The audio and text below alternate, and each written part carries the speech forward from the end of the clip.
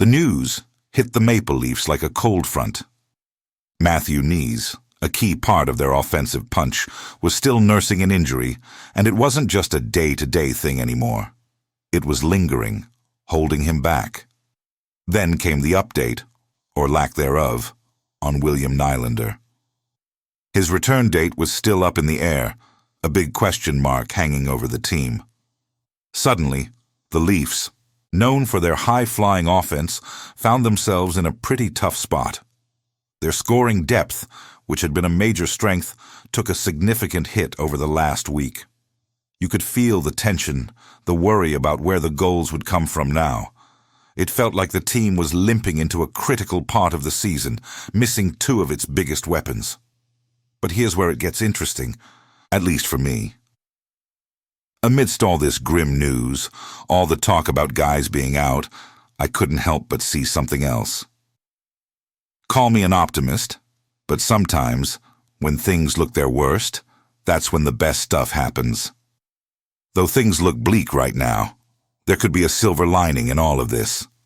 This whole situation, as tough as it seems, might just be the opening someone else has been waiting for.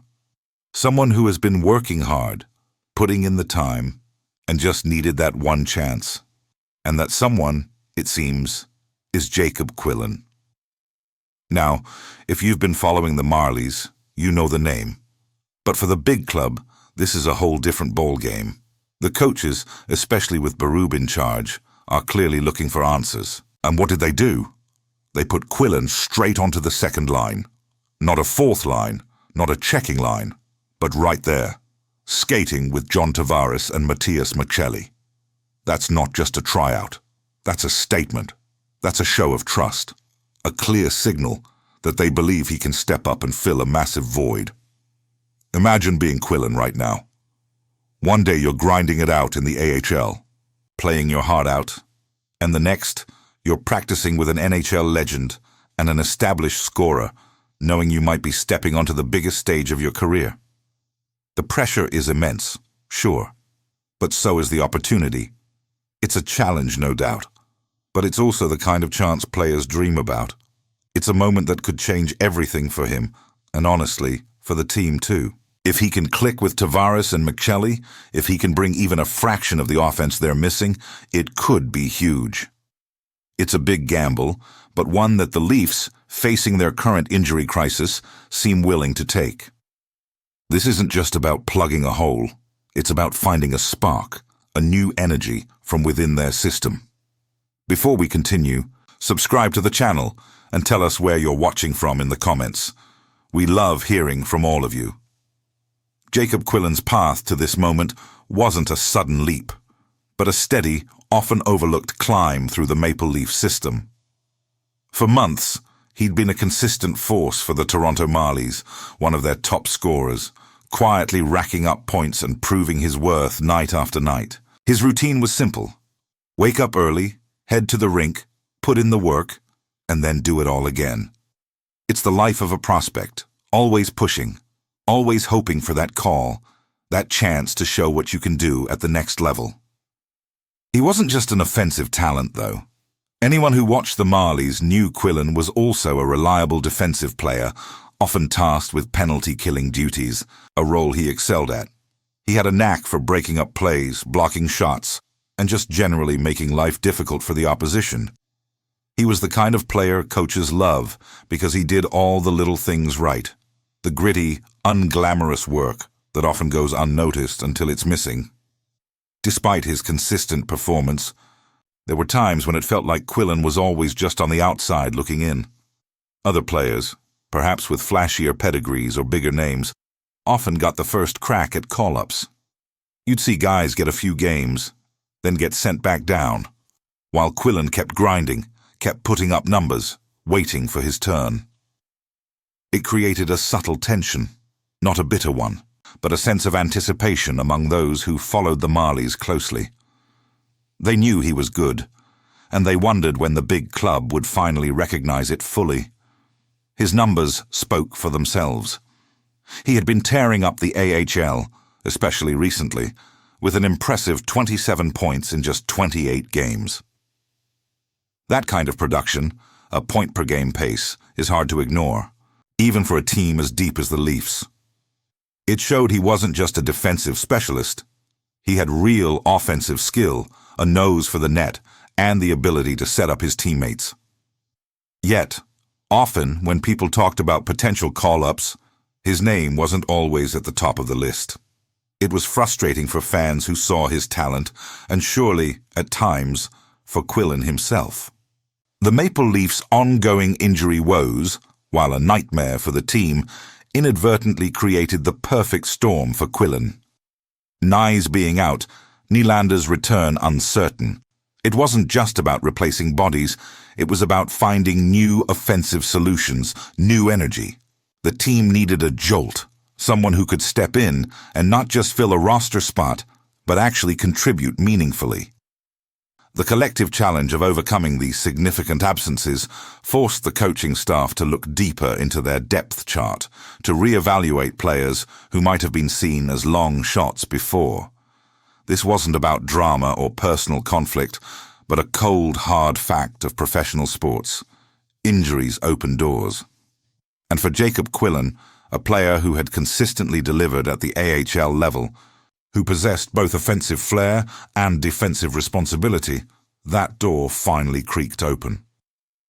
The team's struggles, the need for a fresh perspective and a proven performer, all converged to create this unique chance. It was a testament to his perseverance, his quiet consistency, that when the team desperately needed a solution, his name rose to the top. This wasn't a handout. It was an earned opportunity, forged in the crucible of his own hard work and the team's pressing needs. Craig Berube, the new coach, faced a tough call.